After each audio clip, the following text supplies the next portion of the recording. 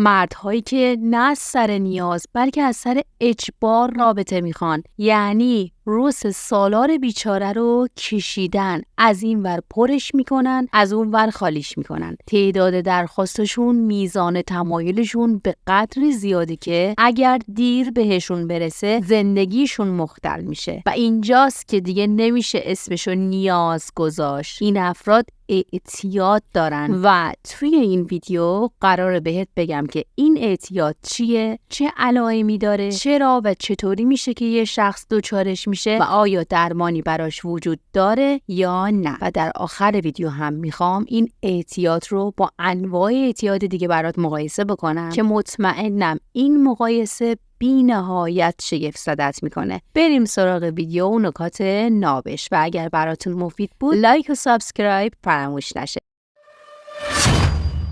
همونطور که گفتم این درخواست و تمایل گاهن از سر اجباره. این اشخاص به شدت به انجام رابطه وابستگی دارن و به هیچ وجه نمیتونن خودشون رو کنترل کنن. مهمترین تایمشون و بیشترین تایمشون از شبانه روز دقیقاً به این کار اختصاص داره. بدون استثنا هر روز اولین کاری که براشون اولویت کارهاشونه همخوابیه. تا جا داره و تا وقت دارن پای فیلم‌های اونجوری نشستن و کار خودشونو میسازن. چرا میگیم از اجبار و مجبوری این کارو میکنن؟ چون واقعاً دیگه واسه اینا نیاز نیست. تمایل بسیار زیاد و بیش از اندازه شدید طوری که اونقدر بیقرار میشن که این کار رو با حالت بیقراری بیش از حد انجام میدن. یعنی زن میخواد، زنی که زره فولادی تنش باشه و به این آقا خدمت بکنه که همچین چیزی واقعا امکان پذیر نیست. یه انسان نرمال و معمولی نمیتونه جوابگوی این حد از درخواستا باشه. بر فرض مثال هم خانم هم تحمل بکنه و سعی هم بکنه که هر جوری که شده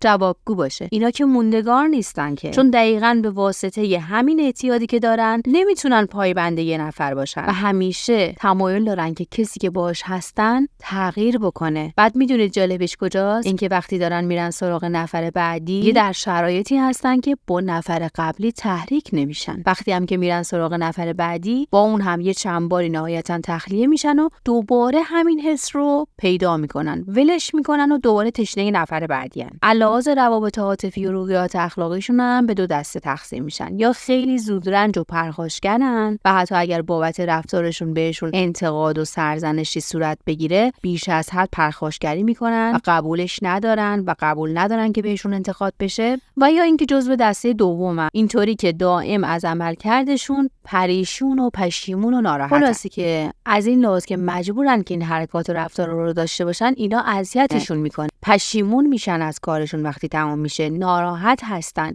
ولی خب دست خودشون نیست و هیچ کنترلی ندارن که بخوان کمش بکنن یا جلوشو بگیرن. و وای به حال روزی که توی زندگی تنشی براشون ایجاد بشه، چکی برگشت بخوره، مشکل اقتصادی یا عاطفی دیگه تو زندگیشون پیش بیاد، اون وقت باز هم تعداد دفعات نیاز اجباریشون بیشتر و بیشتر میشه. یعنی نمیدونم اون سالار بیچاره چه به سرش میاد، قطعاً پوستش کنده است. حالا علت این فاجعه از کجا میاد و چجوریه که میاد؟ لایکو بکوب بریم سراغش. علت مبتلا شدن به این بیماری به دو دوره از زندگی مرتبطه. اول باید اینو بررسی بکنیم که اصلاً چرا فرد معتاد میشه و حالا که شرایط اونو هل داده به سمت اینکه بخواد معتاد بشه، چرا این اعتیاد جنسی میشه. اینکه یه فرد دچار اعتیاد میشه و در واقع یه جوری میخواد خودشو تخلیه روانی بکنه و خودشو وابسته یه چیزی میکنه، معمولا ریشه در اتفاقات دوران کودکیش داره. اینکه مثلا اون کودک چطور تربیت شده، چقدر حمایت شده، چه مدل خانواده‌ای داشته، خانواده‌اش سمی بودن، کمالگرا بودن، سرزنشگر بودن، خلاصی که چجوری بوده و معمولاً اینها زیر فشار یه سری از مسائل این چنینی به سمت اعتیاد میرن. اما اینکه اون اعتیاد میشه اعتیاد جنسی، این مربوط میشه به دوران بلوغ و نوجوانی فرد. یعنی اینکه این شرایط و این خانواده را داره ولی توی اون سن کم روی میاره به مسائل این چنینی. از یک طرف هم کنجکاویاش هست، کنجکاویای زیادی که باعث میشه دائم فیلم‌های اونجوری رو ببینه و در روابط با دوستانش و همسالانش هم کنجکاوی‌های روابطی رو داشته باشه که همه اینا تأثیر میذاره، چون سن حساسه، سطح درک و فهم پایینه. اون احساسات جدید و تجربه غلط ذهن رو درگیر و رسوا میکنه و این کش پیدا میکنه تا ازدواجش، تا روابط قبل ازدواجش و بعد ازدواجش، که هم خودشو اذیت میکنه و هم اطرافیانشو. و چیزی هم که این وسط پرواضحه اینه که معمولاً زندگی دوام نمیاره. کمتر زنی که این وضع رو بتونه تحمل بکنه و شاهد خیانت‌های مکرر همسرش باشه. و یه نکته مهم دیگه هم که لازم میدونم حتما بگم اینه که لطفاً بیننده‌های عزیزم که دارن ویدیو رو میبینن همه موارد رو بسنجن و مقایسه لازم رو داشته باشن، چون سری قبل که یه همچین ویدیویی ساختم یه سری ناراحت شده بودن که خب اگه ما تمایلمون بالاست یعنی اعتیاد داریم، این صحبت‌ها واسه چیه، چرا به ما انگ میزنین و از این مدل قضاوت‌ها که متأسفانه همیشه وجود داره، چون معمولاً ویدیو رو تا آخر و کامل نگاه نمی‌کنید. که می‌خواستم بگم عزیز من، این که شما میلت، هیجانت بالاست و دوست داری هر شب رابطه داشته باشی با کسی که از روی نیاز این کار رو نمی‌کنه بلکه به اجبار رابطه می‌خواد فرق می‌کنه. شما هم از خودت آزمون بگیر که مثلا امشب بهم نرسه نتونم تخلیه بشم، آیا به شدت خشمگین میشم یا میام مثلا هر طوری که شده، حالا با دیدن فیلم یا با بودن با دیگری، با بیقراری شدید در تلاش تخلیه باشم؟ که اگر این مدلی هستی پس جا داره که روزانه تمام رفتاراتو زیر نظر داشته باشی، گذشتت رو تحلیل بکنی، ادامه ویدیو رو هم با دقت ببینی تا بلکه هم اگر نیاز به درمان داری پیگیرش باشی. خلاصه که لطفاً نه امروز، همیشه شما که همراهی میکنید همراهی مثبت داشته باشید، به این صورت که ویدیو رو تا آخر ببینید و قضاوت نادرست نکنید. خب ادامه بدیم که یک ویژگی دیگه که این افراد دارن اینه که به خاطر وجود این میل حتی ممکنه کارهای روزمرهشون یا هدفهایی که تو زندگی دارن یا معاشرت‌هایی که واجبه داشته باشن اینا همه به تداخل بخوره. حالا من گفتم هدفها که اگر عمیق‌تر فکر بکنیم، کسی که اینطور تحت فشاره فکر نمی‌کنم یک هدف مشخص و قابل توجه برای زندگیش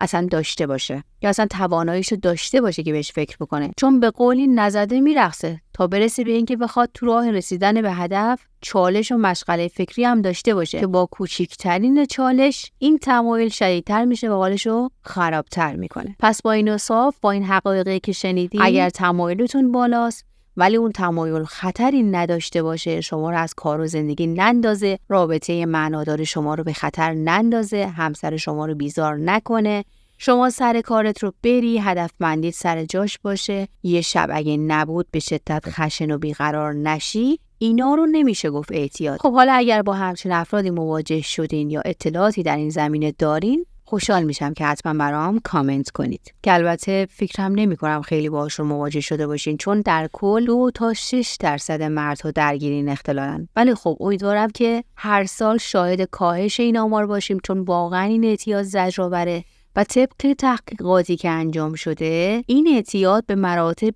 بسیار بسیار بسیار زیاد خطرناکتر از اعتیاد به هر نوع مواد مخدری هستش. دلیلش هم اینطوری تشریح کردن که ببینید، میگن که افراد معتاد یه حد و مرزی دارن برای اون موردی که بهش معتادن، یعنی یه مقدار معینی که استفاده میکنن نشه میشن و نیازشون برطرف میشه. حتی اگه بخوانم نمیتونن بیشتر از مرز نشه‌ای مصرفش بکنن، چون 100% اووردوز میکنن و براشون خطرناکه. ولی این اعتیاد به هیچ وجه تمومی نداره، یعنی میزان نیاز اون فرد مشخص نیست. این افراد میتونن حتی در گروه 100 نفره و حتی خیلی بیشتر از 100 نفر هم باشن ولی باز هم سیرموری نداشته باشن. داشتیم که همینجوری تو همین گروه 100 نفره که میگم بودن، مشاورشون میگفتن که اگر تعداد شریکامون بالاتر بره دیگه تمومه و حالمون خوب میشه. ولی اعتقاد محققینی که این موضوع رو کنکاو و بررسی میکنن اینه که اگر اینها با گروه 1000 نفره هم باشن